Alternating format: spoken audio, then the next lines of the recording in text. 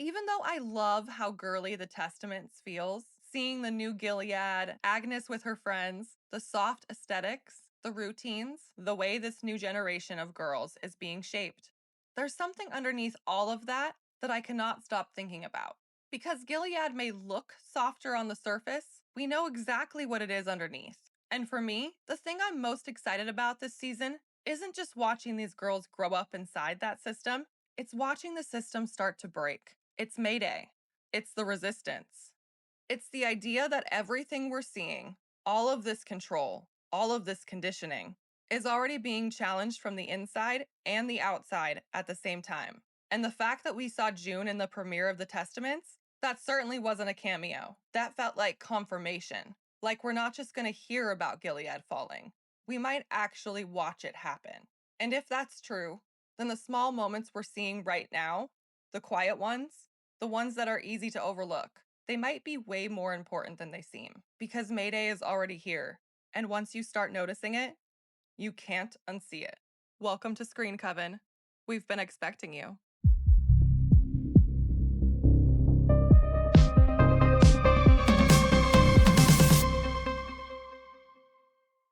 In the first few moments of the Testament's premiere episode, the story is set up for us in two very important ways. First, we get this brief story. We're, of course, reminded that this story takes place in Gilead, which is a totalitarian regime that controlled most of the United States for a time.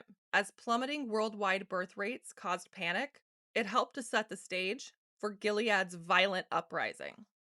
We're then told that despite a small but dedicated resistance movement, Gilead maintained a strong grip on its population, especially the women. So I think this is really important to note because although at the end of The Handmaid's Tale, Mayday had made some incredible accomplishments. Remember, Boston was liberated. At the beginning of episode 6, season 1, June also explains that this is just the beginning. Next will be New York and Massachusetts, then Kansas and Ohio, and someday Colorado, where of course we know Hannah/Agnes has grown up. But of course, those are just hopes. So we know Boston for sure. And then we also know that after the US reclaimed Boston and so many commanders were lost, Commander Mackenzie, Agnes's father, and other commanders in that region of Colorado were then relocated to DC. And that is, of course, where our characters still are today in the Testament series. We also know from The Handmaid's Tale that a lot of the West Coast was not taken over by Gilead.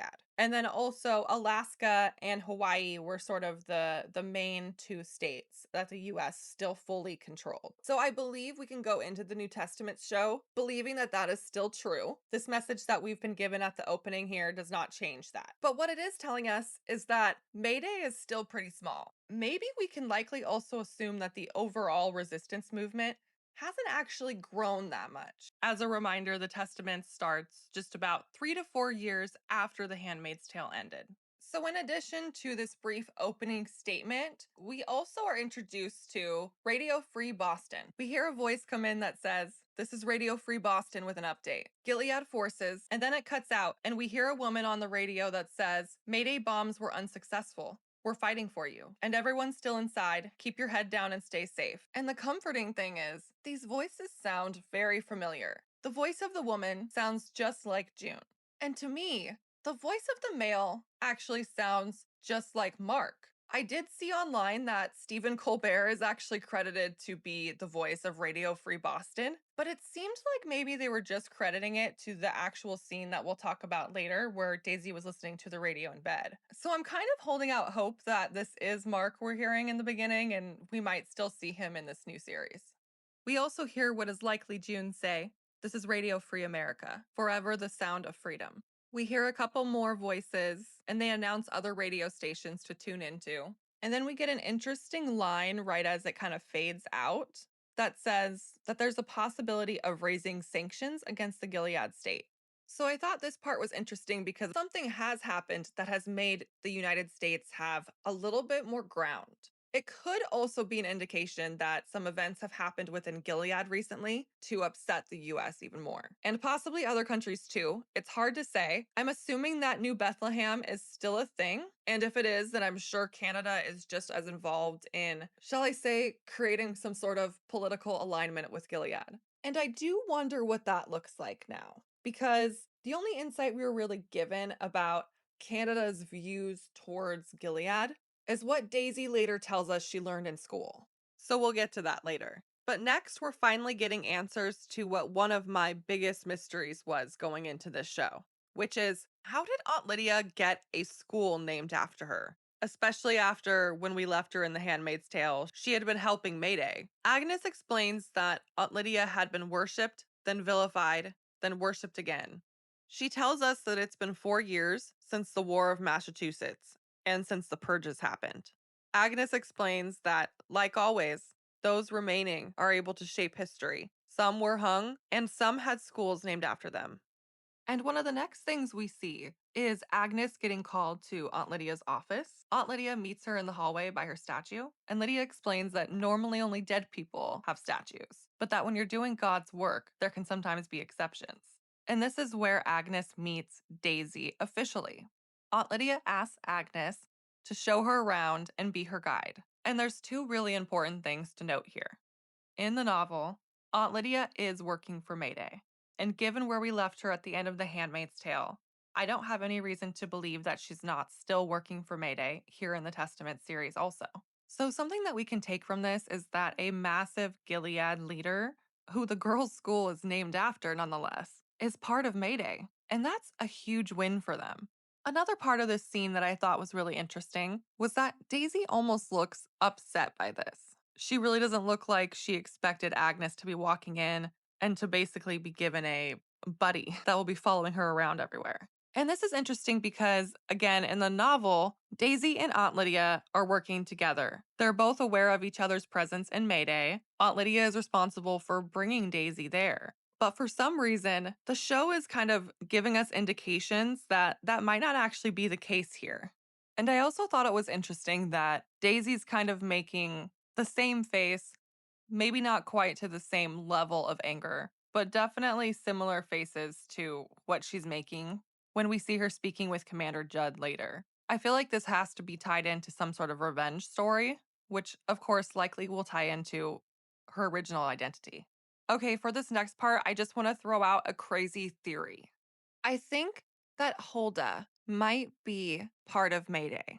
And I think this for two reasons. There might actually be some more, but I'm rewatching the episodes as I'm making this video, and these are the two that I've completely discovered at this moment that is telling me this could actually be true. Okay, so the next scene after Daisy and Agnes are in Aunt Lydia's office, the girls are all at lunch, and of course, Daisy is there. And this is where the rest of the girls are being introduced to Daisy. And the main point of this conversation that I think we're supposed to take away is a little bit of the cattiness of the girls, the silliness to the stuff that Daisy says, the way that she's kind of overacting on her godliness. And of course, when she gets up with Hulda to walk away, then Shunammite, especially, and the girls are all gossiping about Daisy. Well, I think this might have been the first clue that Hulda is with Mayday. So Shunammite suggests that Daisy should go with Hulda to get some soft serve. And of course, this seems like nothing, but Hulda does insist. And when Daisy finally gets up from her chair, the camera purposefully zooms in on their arms. Daisy was not going to immediately push the chair in. And you see Hulda kind of reach her arm in. She helps Daisy to push the chair in, and then she kind of gives her a pat on the arm. And while all of this could be really innocent, Hulda is definitely being portrayed as the most innocent character here, I would say. She seems very sweet, but she clearly is smart. Okay, actually, as I'm speaking, I have a third reason why she's in Mayday. In this conversation with the girls, she's talking to Daisy about the weather. And Hulda replies something about it's a high pressure system. Well, we know these girls are not taught science. Agnes even tells us that at some point. I believe it's a conversation where someone's telling her about her frontal cortex and she doesn't know what that is. And none of the other girls really appear to understand what Hulda means by that. They just kind of give her a, hmm. So, how would Hulda know this? Is she reading? Is she finding ways to educate herself?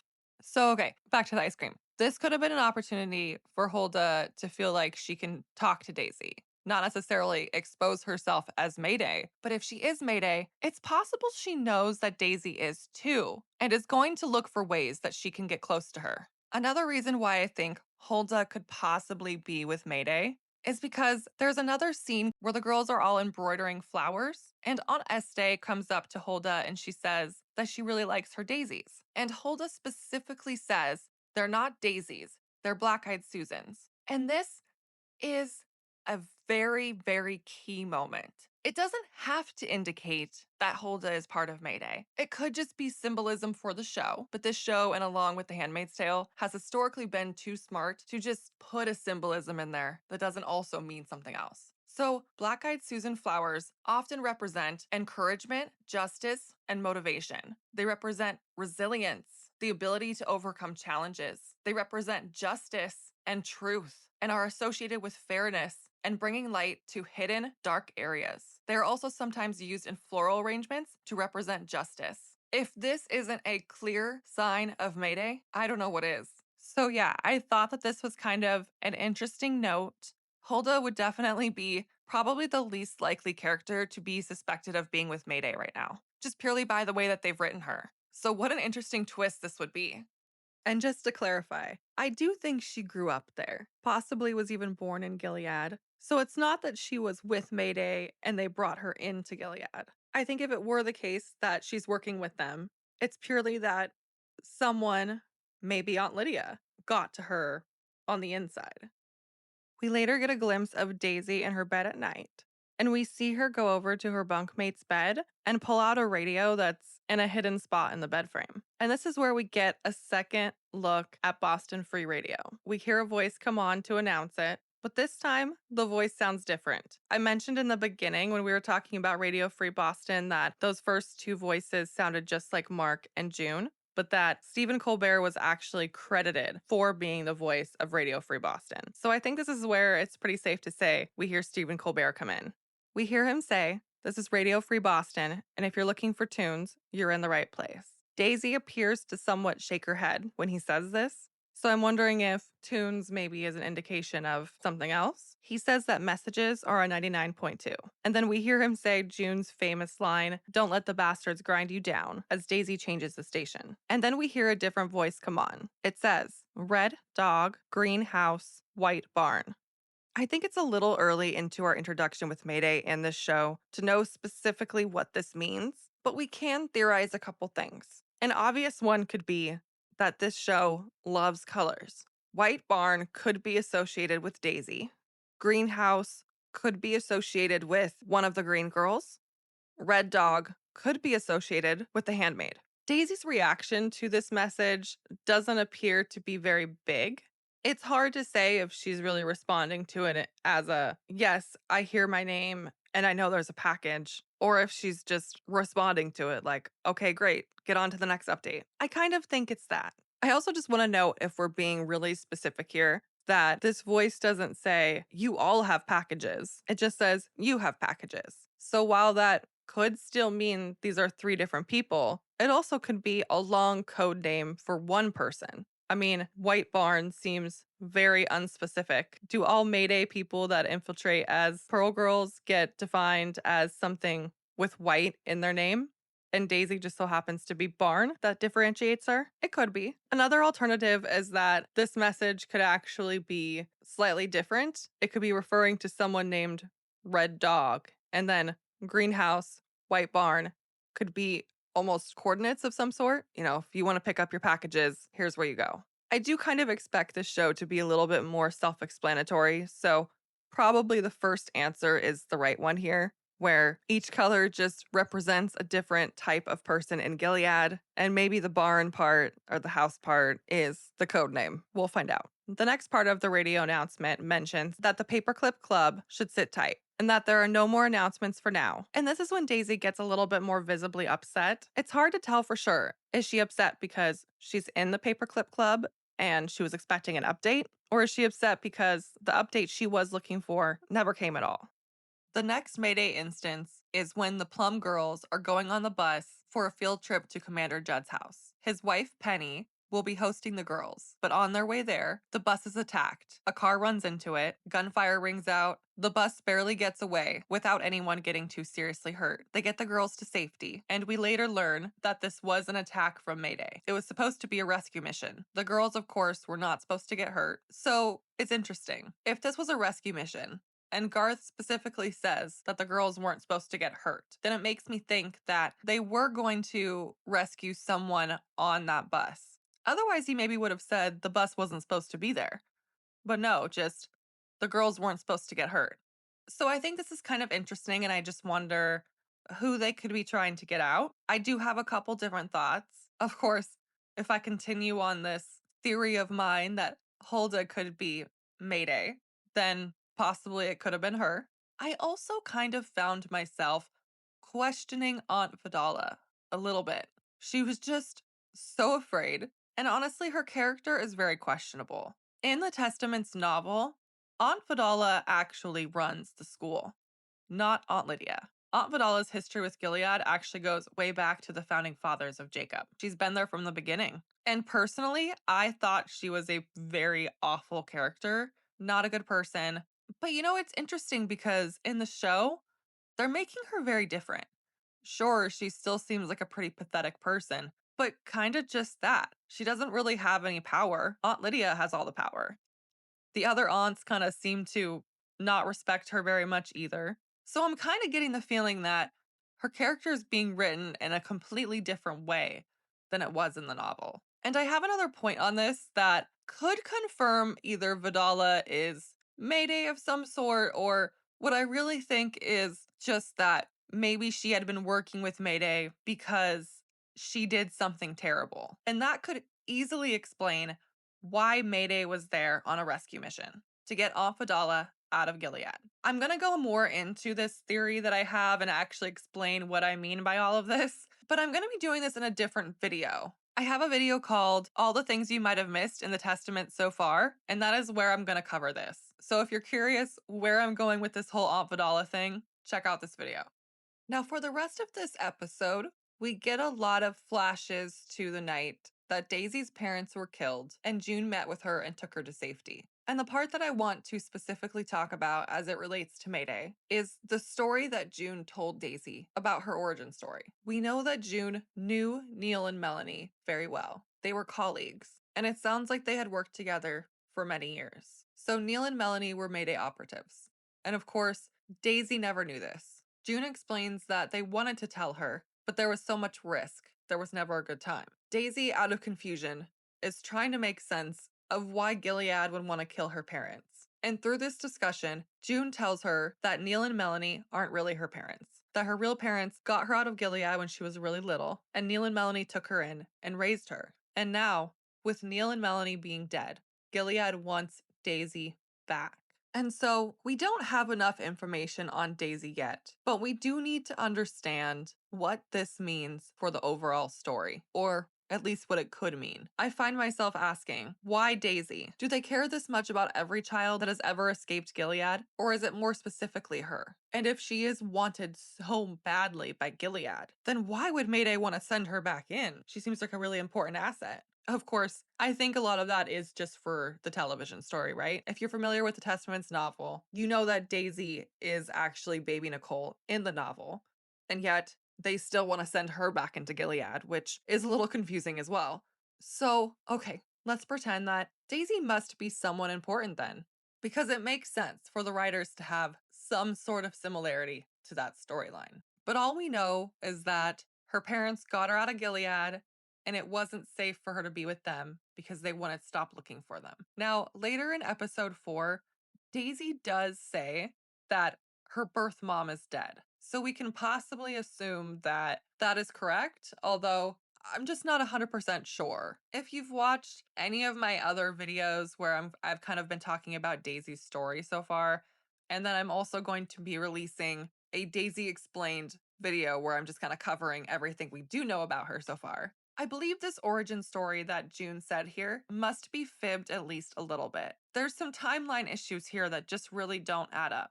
And of course, it could just be a major plot hole. I'm gonna assume it's not. The writers know what they're doing, and June loves to lie. So definitely check out those other videos if you're interested in kind of learning more. So yeah, to recap, I think this scene is really important because we are learning a little bit about Mayday, about June, about Neil and Melanie, about Daisy's connection to Gilead and to Mayday. And all of this will really help set up the story for, I know, any future information we're going to get about Daisy's training with Mayday and so on.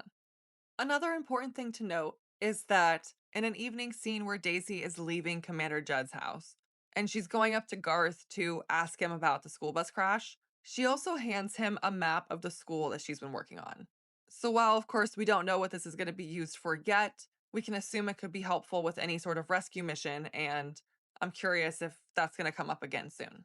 In episode 4, they really want us to understand how angry Gilead is about the bus attack.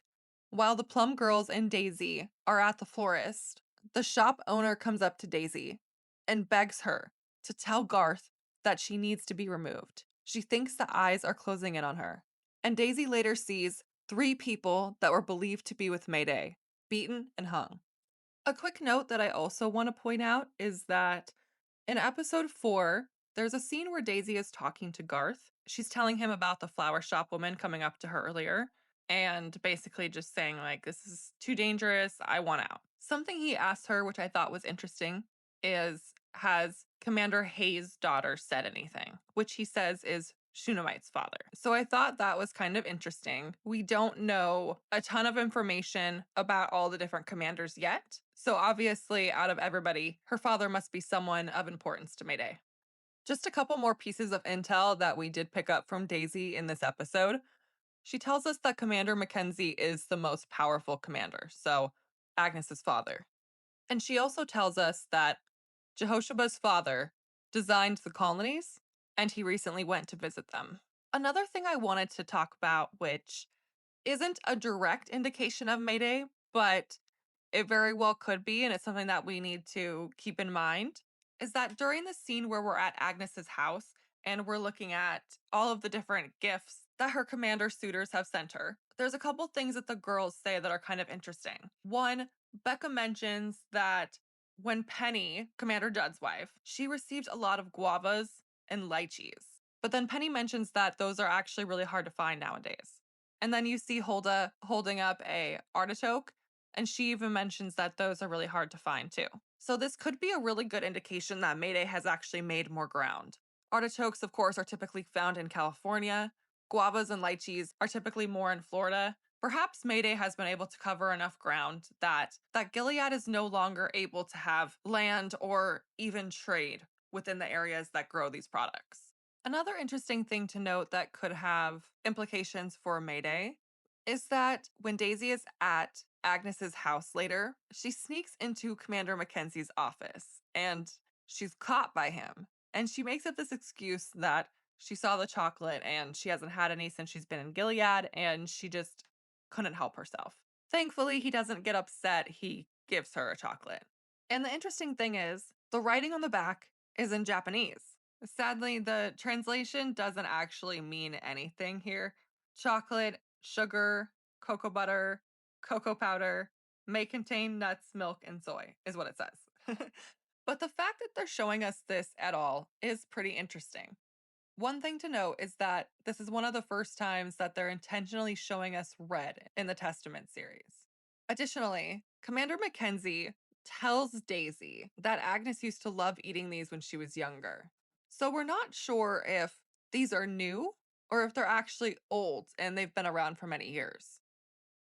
And then also, when Daisy goes to give this to Garth later, he mentions that the Japanese have sanctions against Gilead. So, why would Commander Mackenzie be traveling there? Now, something I do want to point out that happened in the Handmaid's Tale novel, not the series, is that during that time, Gilead actually welcomed Japanese tourists. They loved coming there. They thought of Gilead as sort of this, whimsical place to vacation, I guess. So we do know at one point, which would have been during Agnes's childhood, the time that Commander Mackenzie is referring to in which Agnes enjoyed these chocolates. Japan and Gilead were on, let's say, good terms. But now, clearly with these sanctions, something has changed since then. As we wrap up episode 4, Daisy has been pushed to her limits. And this is where we get our final message from Mayday. She grabs her radio and heads to the bathroom. And we hear, "This is an urgent message for," and then it cuts out. We hear nothing but like a static ringing tone. And Daisy gets very upset by this. It's really driving me crazy because I'm not 100% sure what they want us to believe happened here. Did the radio cut out? Or was this one of those moments where the tone was supposed to kind of represent the shock that Daisy was feeling as she was hearing this horrific message on the other end that they, of course, did not want us to hear yet? I'm not sure which one it is. Either way, they're both pretty devastating.